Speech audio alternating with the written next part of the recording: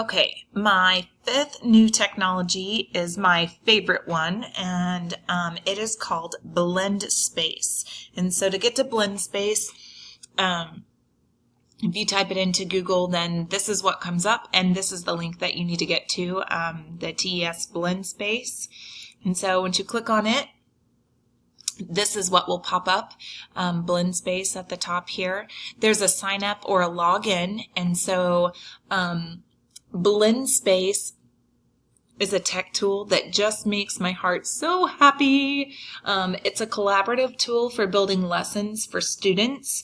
It's a series of tiles that teachers can add files, pictures, videos, or any other links needed for student engagement and learning. And it feels like Pinterest meets Google Slides, or Pinterest meets flip charts for the Promethean boards. I chose this tool because it allows all the needed materials to be grouped for a lesson or for specific learners. This kind of helps to aid with differentiation. So you could assign different sets of tiles or series for different students, and they could all be working on the same thing, just you could craft it differently for each group. Teachers can use this tool by themselves, or they can have other teachers collaborate together and pen group tile resources together. You can also have students use this. They can create their own sets of tiles too, whether that's as a project or demonstrating their knowledge or any of those kinds of skills you want them to show. It is shared with students, and they can determine the pace at which they want to go through the material, which slides they want to view. Doesn't necessarily have to be done in order, which is kind of neat, but you could tell students they need to do it in order. Students can also leave comments on each individual's tile or slide to share what they're learning with others, or what they got from it, or something they want to point out, or contribute to the conversation on that tile. Teachers have the option to incorporate questions, little assessments for students as they navigate through the tiles. Students will get instant feedback on those to monitor themselves for understanding. Am I ready to go on? What did I miss? I have to go back. The ISTE standards, I selected our ISTE Teacher 3, C, and B.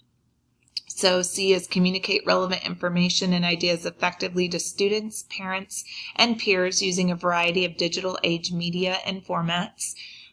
What's great about this Blendspace too is that you could share the link with parents, and they're going to see the same information that your students are getting, whether that's a web resource, pictures, notes that you took in class, assessment questions that you might want them to know or be able to answer, and parents will know right along with students. B, collaborate with students, peers, parents, and community members using digital tools and resources to support student success. Since this link can also be shared back with parents, they're going to see and they're going to know exactly what their students are doing and learning. I also picked ISTE Teacher 2A and B. Design or adapt relevant learning experiences that incorporate digital tools and resources to promote student learning. And then develop technology-enriched learning environments that enable all students to pursue their individual curiosities and become active participants, setting their own pace and managing their own learning. So I'm excited to show you what I learned from Blendspace. So I'm clicking on log in since I've already signed up to become a part of Blendspace, but I want to scroll down real quick and show you that this says create digital lessons in 5 minutes. This is pretty accurate. I would say I created a lesson and it took me maybe a little more than 5 minutes, but it was a very fast grouping, and if you're working with others, it could be even faster. So you create, it engages students to their goal of whatever it is you want them to learn or acquire, and you can assess along the way. This helps when you're flipping the classroom, if you're going to do project-based learning, or if you're trying to differentiate instruction, like I talked about. It combines all types of digital content, and your files are right there in the one created lesson. This is also kind of neat too, because you don't have to open a whole bunch of different windows and have videos and pictures set all over the place in different windows and toggling back and forth. They're all set in this one setting. I'm sorry, let me get my username here. MD Limley, and maybe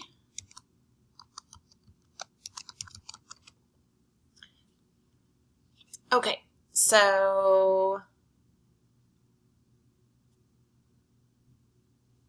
this is my Blendspace. Didn't look right for just a moment, but I forgot that these featured lessons come up at the bottom. So we'll talk about those here in just a second. Over here is me, so you can see my profile, my account. You can set it up to see whatever you want to see up in there. My dashboard, my lessons, and my classes, and then the lessons library. So I'm going to start by the lesson library. You can come in here and you can search for a specific content or a specific idea or a specific person and see if there's already a lesson that's built or put together that you could use, or you could even use pieces of their tiles to contribute to whatever Blendspace you're creating. Under classes, you can create a class here. So we can do Lumley Math Hour 1. And then this is going to be 6th grade, and we'll create the class. You get a class code that you can share so that students can log in. If students aren't logged in, then they cannot comment on the tiles. But once they log in, then they're able to comment right along with their classmates. So can go ahead and say I want them to see all the lessons. And students register too, and they just use this class code and they create an account. So I'm going to go in and show you how easy it is to make a lesson. So we're going to go to a new lesson.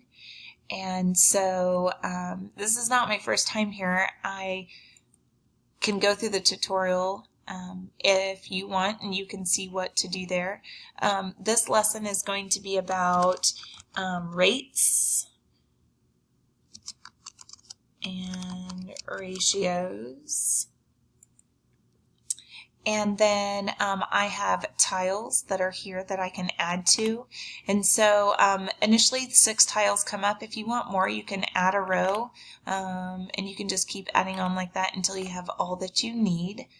I'm going to go ahead and just add text in this first box. So it can be intro to ratios and rates. And of course you have all the tools in here that you would need, like a Word document. We can make it Comic Sans, and we will make this pretty big.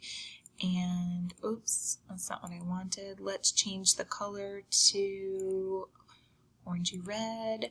And so it shows up here. I can put a label up in the top, rates and ratios. And then let's say that I want to do a pre-quiz check. So I can enter a question here, and I can say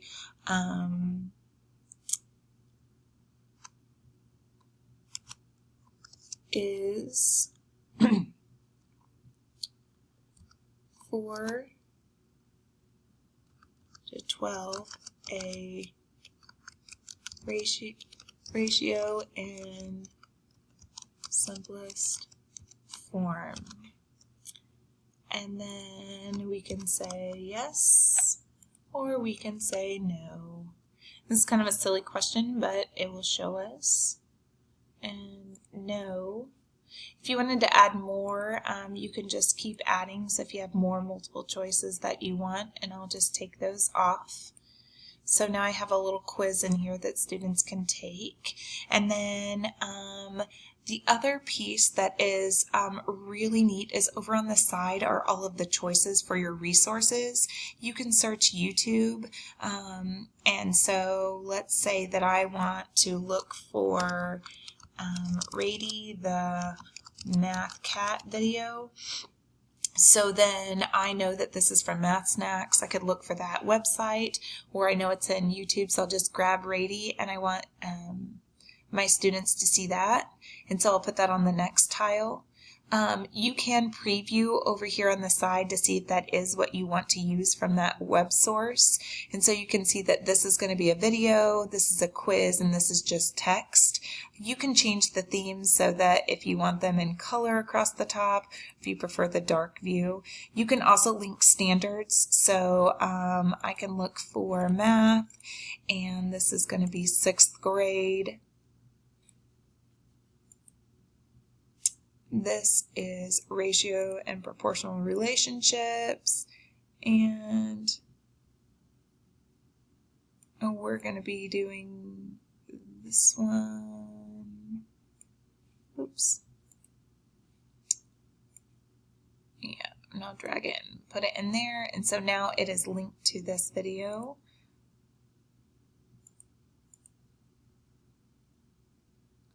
And then let's see, this is middle school math. So this is now in the math subject area if someone were to search for that. And then I want to show you over here, we could just go to Google. And so let's say I'm looking for I Heart Math, PBS. Let's see if that will come up for me. There we go. I Heart Math. Oh. Let's type in rates, see if that narrows it down. Here it is. So here's another video I want my students to watch, only this time it shows the link because it's going to direct them to the page, and then they'll open up the videos to see. So the link is for a web page. You can also search Flickr, Guru. You can insert a web page. For example, if I wanted students to go to our math textbook, then I can insert that web page for them to go and pull it up to do practice problems. If you save documents in your computer, Dropbox, Google Drive, you can load anything from there. I'll just go to my computer and see if I can choose a file. Some other things I've been working on. I'm going to go to this Blendspace flip.